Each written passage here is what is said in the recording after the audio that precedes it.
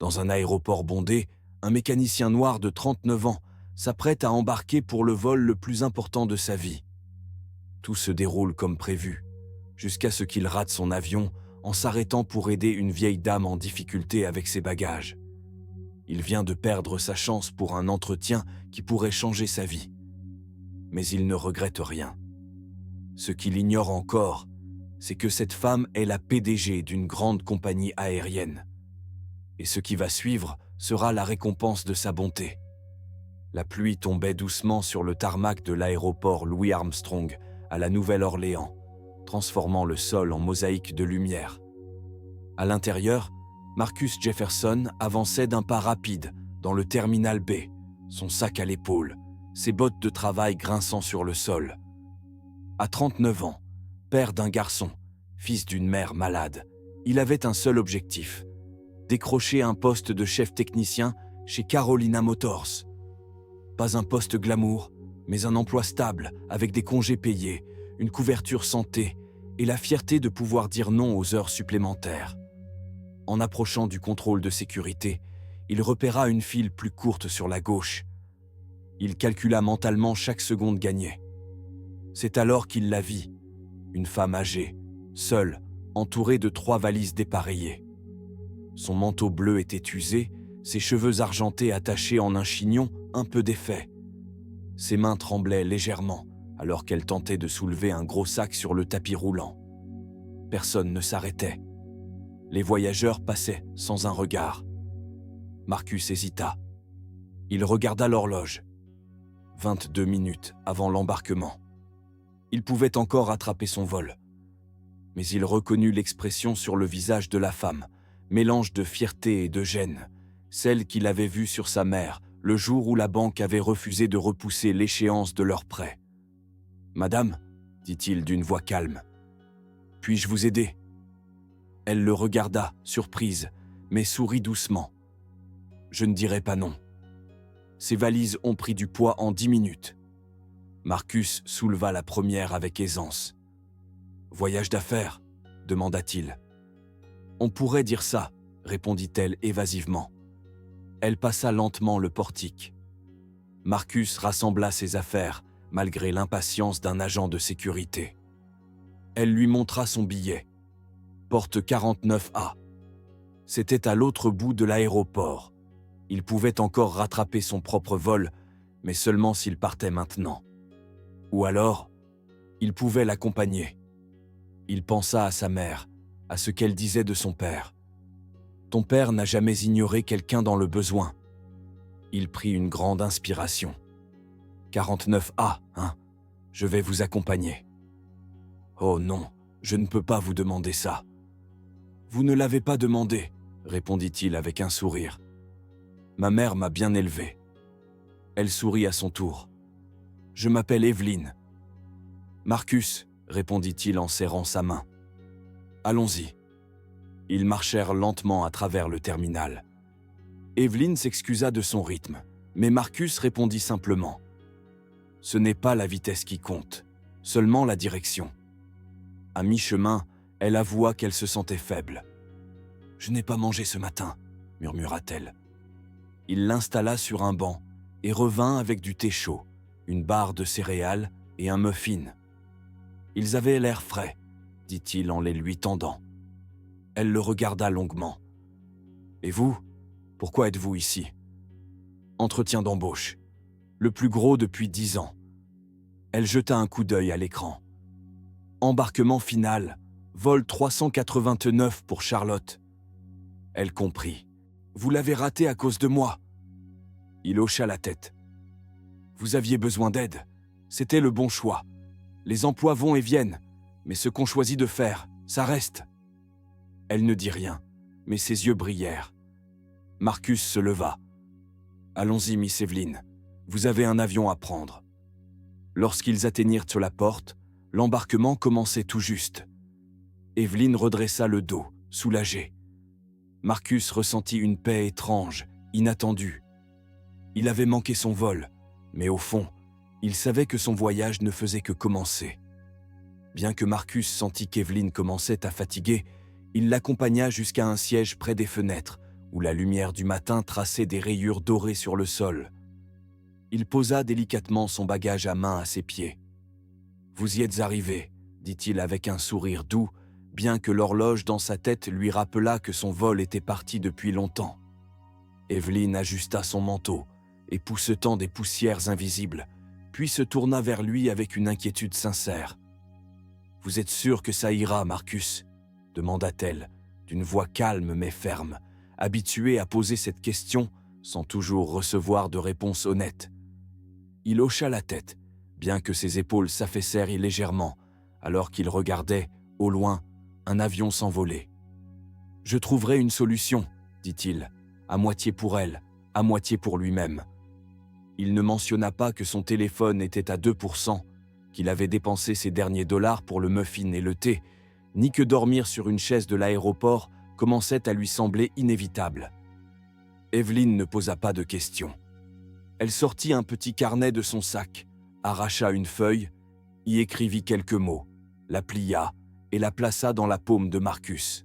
« Vous en aurez besoin plus tard, » dit-elle avec un ton à la fois mystérieux et bienveillant. « Qu'est-ce que c'est » demanda-t-il. « Un merci. Au cas où je ne vous reverrai pas. » Il rangea le papier dans son portefeuille, ne sachant que répondre. « Merci de m'avoir accompagné, » ajouta-t-elle. « La plupart des gens ne marchent plus. Ils courent. C'est rare de croiser quelqu'un qui choisit de ralentir. » Marcus sourit de travers. Ralentir ne faisait pas partie du plan aujourd'hui. Mais vous non plus, je crois. Elle éclata de rire, un rire chaud, surprenant, presque familier. Quand l'embarquement commença, elle se leva, s'appuyant brièvement sur la chaise. Marcus voulut l'aider, mais elle déclina doucement. « Je peux le faire. » Il la regarda s'éloigner, remettre son billet à l'agent sans un mot. Un détail attira son attention. L'écran indiquait « première classe ». Il n'avait pas imaginé Evelyn voyager ainsi, avec ses habits simples et son air discret. Mais il ne dit rien, se contentant de la regarder jusqu'à ce qu'elle disparaisse. Le silence l'enveloppa peu à peu. Il consulta son téléphone. 1%, aucune prise en vue. Il erra dans le terminal, puis trouva un banc près de la zone des bagages. Il s'assit, posa son sac à côté de lui et observa les gens passer. Des familles se retrouvaient, des chauffeurs brandissaient des pancartes, des valises tombaient des tapis roulants comme des promesses oubliées. Finalement, il ferma les yeux. « Juste une minute, » se dit-il. Le sommeil le prit plus vite que prévu. Quand il se réveilla, le ciel avait viré au violet du soir. Le terminal était plus calme. Son téléphone était mort. Il avait faim. Il pensa alors à la note qu'Evelyn lui avait donnée. Il la déplia. « Reste ici. Je te retrouverai. » Pas de nom, pas d'explication. Il fronça les sourcils, incertain. Était-ce une simple parole gentille? Pourtant, il y avait dans sa voix quelque chose de plus profond. 30 minutes passèrent, puis 45. Marcus envisageait de dormir derrière un carrousel à bagages quand les portes automatiques s'ouvrirent. Une berline noire s'arrêta sous l'auvent. Le chauffeur, en uniforme impeccable, sortit et ouvrit la porte arrière. « Monsieur Jefferson, » dit-il. « Mademoiselle Moore m'a demandé de venir vous chercher. » Marcus leva les yeux, incrédule. « Pardon ?» Le chauffeur fit un geste vers la voiture. Et là, il la vit. Evelyn. Plus de manteau usé, mais un blazer sur un chemisier de soie. Son allure transformée. Toujours la même femme, mais différente. Elle souriait, ses yeux brillants sous les lumières du terminal. « Je vous avais dit que je vous retrouverais. » Marcus se leva, abasourdi. « Je croyais que vous étiez parti pour Atlanta. » « C'était prévu, » répondit-elle simplement. « Mais j'avais une escale à faire d'abord. » Elle indiqua la voiture. « Venez, Marcus. Je pense que vous méritez une seconde chance. » Il hésita. « Où allons-nous ? » ?»« À Charlotte. Ce soir. »« Mais comment ? » ?»« Mon avion, » répondit-elle comme si c'était une évidence. « Allez, Nous avons beaucoup à discuter. » Toujours sous le choc, Marcus prit son sac et la suivit à travers les portes vitrées, sentant que quelque chose venait de basculer dans sa vie, en silence. La berline glissa à travers une entrée privée de l'aéroport, évitant le tumulte des terminaux commerciaux. Marcus, assis à l'arrière, regardait le paysage défiler. L'odeur de cuir et de cèdre emplissait l'habitacle. Evelyn, silencieuse, observait la route, un sourire discret aux lèvres, comme si elle savait déjà ce que lui ignorait encore. Il ne pouvait s'empêcher de se sentir déplacé, comme un mécanicien perdu dans le mauvais film. « Moore, » dit-il prudemment, rompant le silence. « Qu'est-ce qui se passe exactement ?» Evelyn tourna alors les yeux vers lui, brillant sous les lumières tamisées de la voiture. « Tu as aidé une femme que tout le monde ignorait. Elle te rend simplement l'appareil. »« Mais pourquoi moi ?» demanda-t-il, sincèrement perplexe. « Vous ne me connaissez même pas. » Elle sourit doucement, presque maternelle. « Je te connais plus que tu ne crois. Je sais que tu es resté quand tu n'étais pas obligé, que tu as manqué quelque chose d'important pour aider une inconnue, que tu as agi avec respect, même quand tu pensais que personne ne regardait. » Elle inclina la tête. « Et je regardais, Marcus. C'est bien là l'essentiel. » La voiture s'engagea vers un portail gardé. L'agent leva la barrière sans poser de questions. Devant eux, sous les lumières pâles de la piste, attendait un jet blanc orné d'un emblème doré en forme de soleil entre des ailes. Le logo d'Aurora Air. Marcus écarquilla les yeux. L'escalier était déjà descendu, les lumières de la cabine allumées. Un avion, comme on en voit au cinéma. « Attendez, c'est votre avion ?» Evelyn acquiesça, sortant pendant que le chauffeur lui ouvrait la porte. « Oui. » Marcus descendit à son tour, maladroit. « Et on va à Charlotte ce soir ? Vous savez, pour mon entretien. » Elle hocha la tête, naturellement. « Je ne serais pas la raison pour laquelle tu le manquerais 2 fois. » Une hôtesse les accueillit au pied de l'avion. « Bonsoir, mademoiselle Moore, monsieur Jefferson. Bienvenue à bord. » Marcus hésita, regarda Evelyn. « Vous êtes sûr ?»« Absolument, » dit-elle, ajoutant avec un clin d'œil. « À moins que tu préfères ce banc. » Cela suffit à le faire sourire. Il hissa son sac et monta. L'intérieur était stupéfiant. Des sièges en cuir crème aux coutures dorées, du bois verni, une lumière douce qui rappelait un hôtel de luxe. Pas de rangée, mais un espace lounge, une table de conférence, une kitchenette d'où s'échappaient des effluves appétissants. Evelyn s'installa dans un large fauteuil pivotant, lui fit signe de s'asseoir. Il s'exécuta, encore un peu intimidé. L'hôtesse leur servit des boissons, de l'eau pour lui, du champagne pour elle. Le moteur se mit en marche, presque silencieusement, et l'avion décolla en douceur. Dans le calme du vol, Evelyn se tourna vers lui. « Tu t'y connais un peu en mécanique aéronautique ?» Marcus cligna des yeux. « Pas vraiment. Un moteur reste un moteur, j'imagine. Mais les avions, c'est un autre monde. » Evelyn sourit. « C'est vrai, mais pas tant qu'on le pense. Combustion, pression, diagnostic. C'est un langage universel. L'essentiel, c'est d'écouter. » Marcus l'écoutait, intrigué. Aurora Air a commencé avec 5 jets en leasing et une idée. Mais on ne construit pas juste des lignes, on construit des avenirs. Et pour ça, il faut des gens qui comprennent les machines et les humains. Marcus se pencha légèrement. « Qu'est-ce que vous essayez de dire ?» Elle le fixa un instant, puis reprit.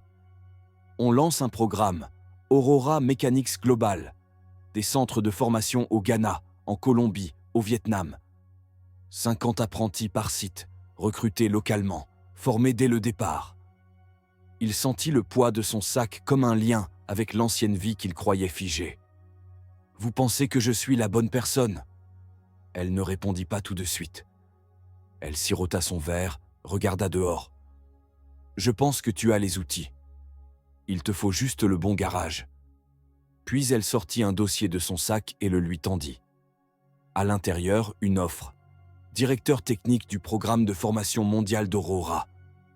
Marcus sentit son cœur battre dans ses oreilles. « Je suis censé repartir à zéro. Au Ghana ?» Evelyn répondit avec douceur. « Tu aiderais d'autres à recommencer, et tu ne serais pas seul. »« Et le poste à Charlotte ?» demanda-t-il, rattrapé par son côté pragmatique. « Tu dois y aller. Passe l'entretien, écoute leur offre. Ensuite, choisis. Mais j'ai l'impression que ton cœur regarde déjà ailleurs. » Elle lui tendit un stylo fin, élégant. « Tu n'as pas à signer ce soir, mais si tu le fais, la formation commence la semaine prochaine. » Marcus regarda par la fenêtre. Les lumières de la ville formaient un ciel inversé. Il ne savait pas encore ce qu'il choisirait, mais pour la première fois depuis longtemps, il savait qu'il avait le choix. Le lendemain matin, Marcus se trouvait dans le hall du bâtiment Whitmore, en plein centre de Charlotte. Une tour de verre élégante, digne d'un quartier d'affaires new-yorkais. Sa chemise, repassée avec l'aide du fer de l'hôtel, était soigneusement rentrée dans un pantalon encore marqué au genou. Ses chaussures, briquées avec un gant de toilette, grinçaient doucement sur le marbre. Dans ses mains, un dossier. Non pas l'offre d'Evelyn, mais les détails du projet Aurora qu'il n'avait cessé de relire depuis l'atterrissage. Mais ce matin-là n'était pas pour Evelyn. C'était l'autre voie, la plus sûre. La réceptionniste, rouge à lèvres impeccable et micro-casque, lui indiqua le 15e étage. Carolina Motors, suite 1507. Il la remercia et entra dans l'ascenseur. Arrivé à l'étage, il fut accueilli dans un bureau minimaliste. Un homme en costume trop ajusté le salua fermement. « Marcus, ravi de vous rencontrer. Brent Davis, directeur des opérations techniques. Votre dossier est solide. On a besoin de gens comme vous. » Marcus répondit, tentant d'ignorer le mot « besoin », un peu trop appuyé. « Merci de m'avoir reçu. » L'entretien se déroula sans accroc. Diagnostic, moteur, systèmes obsolètes. Il parlait avec la fluidité d'un homme qui avait passé 20 ans dans la mécanique. Il évoqua aussi son rôle de formateur au garage et le banc de test qu'il avait conçu pour les alternateurs. Marcus expliqua comment il avait formé son neveu à reconnaître les bruits de soupape à l'oreille et comment il avait construit un banc de test pour alternateurs, faute de budget. L'interview se déroula bien, jusqu'à ce que Brent Davis, le directeur technique, annonce « Vous travaillerez sous la supervision de Kyle Davidson, tout juste diplômé d'un master du Michigan. On pense que vous vous compléterez bien. » Marcus encaissa la nouvelle. Il serait donc subordonné à un jeune sans expérience de terrain, mais avec un diplôme.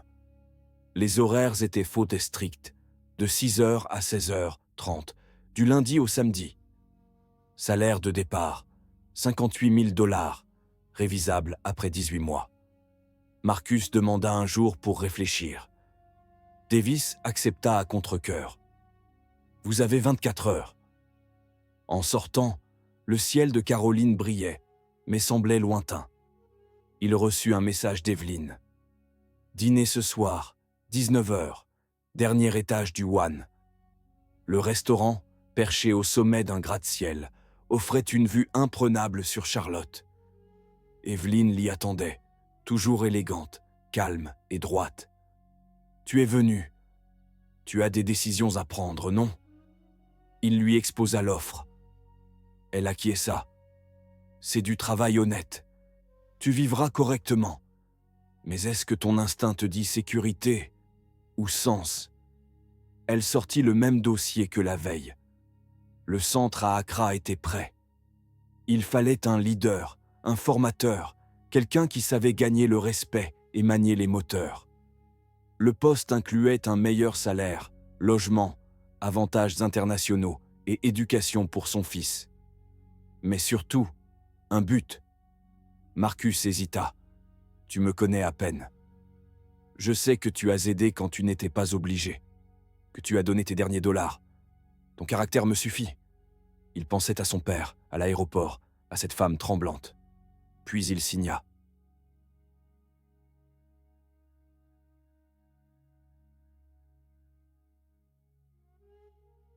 18 mois plus tard, à Accra, le soleil se levait sur le centre Aurora.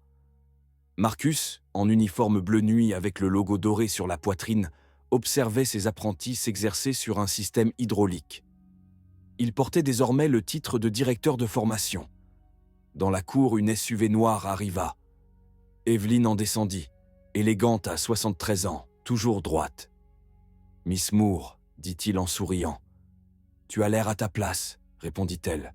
« Je me sens à ma place, la plupart du temps. » Ils marchèrent dans le hangar. Les élèves s'inclinèrent respectueusement. « Ils savent qui tu es, » dit Marcus. Elle répondit. « Mais toi, tu es celui qui vient chaque jour. Tu es la raison de leur succès. » Avant de partir, elle se retourna.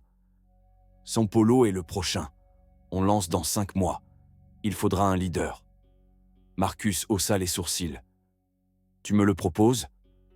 Je t'offre le choix. » Il observe son équipe, pense à son fils, à son père, aux mots d'Evelyne accrochés au mur. « Reste là, je te retrouverai. »« J'y penserai, » dit-il. Evelyne sourit. « Comme toujours. » Alors que sa voiture s'éloignait, elle ajouta « Merci d'avoir porté mes bagages ce jour-là. » Marcus resta là un moment, puis retourna au hangar, où l'avenir l'attendait, clé à la main. Peut-être qu'à cet instant, ailleurs dans un aéroport, quelqu'un d'autre choisissait aussi d'aider au lieu de fuir. Parce que parfois, ce qu'on croit être un vol manqué est juste une autre piste de décollage.